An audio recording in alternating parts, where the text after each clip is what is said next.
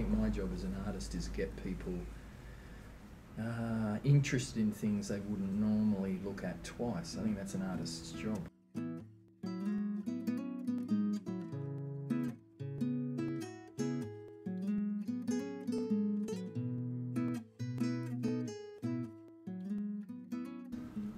I've been making stuff, painting now and drawing for, gosh, 25 years.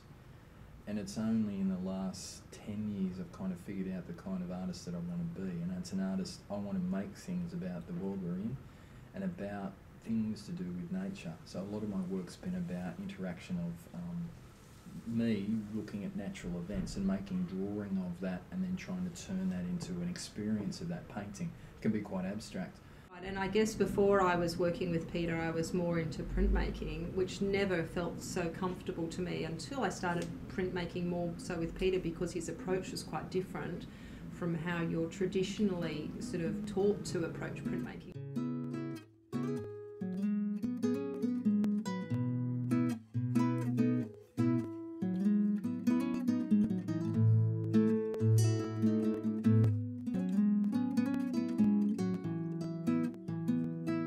Simple, the process about you just rolling, you're putting something on a plate and taking an image off that, aren't you?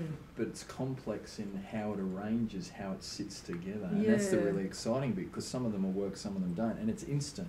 It's like a cross between painting and printmaking, really.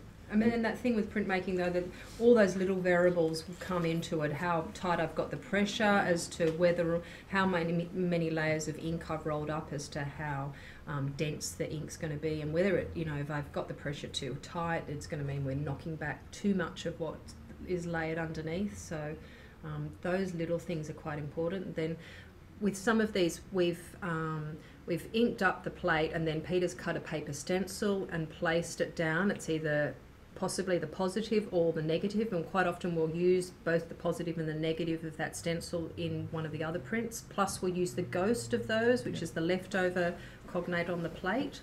So it's a simple technique, but you get complicated results because of the layering. I'm smiling because I like the idea of it messing with what we think is traditional printmaking techniques. You know, they can be quite clean, quite ordered, really process driven.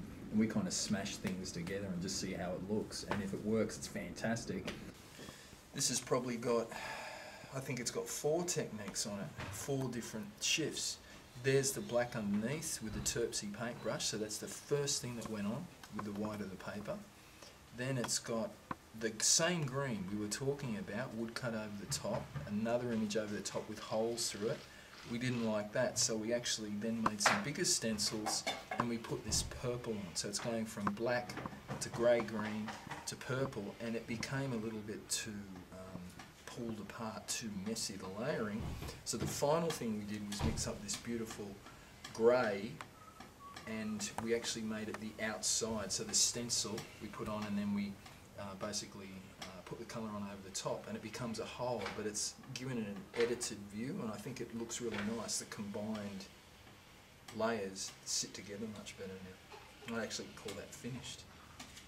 This is one of the projects that I did with Brenda Ty, and as I said before, the look of the prints have a lot to do with Brenda because she's the master of technique. I'm the kind of guy that comes with the idea, and it's basically a blown up spider web. It's 2 separate spider web elements. They're both Australian spiders. That's from a net spider that actually catches prey, but they're really tiny. And this idea of what I talk about with abstraction, sometimes you just change the scale. You just change the scale of it and people get more interested in it.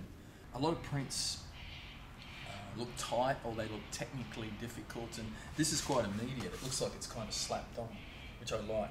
And I like the physicality of it. It looks rough, and I think that's got a lot to do with how nature is. Nature's immediate and it's rough, and if it disintegrates, it rebuilds itself.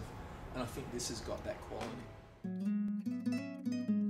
Because I like art that betrays the way it was made, or it's kind of a little bit deceitful about techniques. I like painting that doesn't look like painting, or I like prints that don't look like prints, or these timber sculptures don't sometimes look like they're made out of timber, and that's again another little jigsaw puzzle or a guessing game for the viewer. I don't want it to be fully described. Leave some space for people to kind of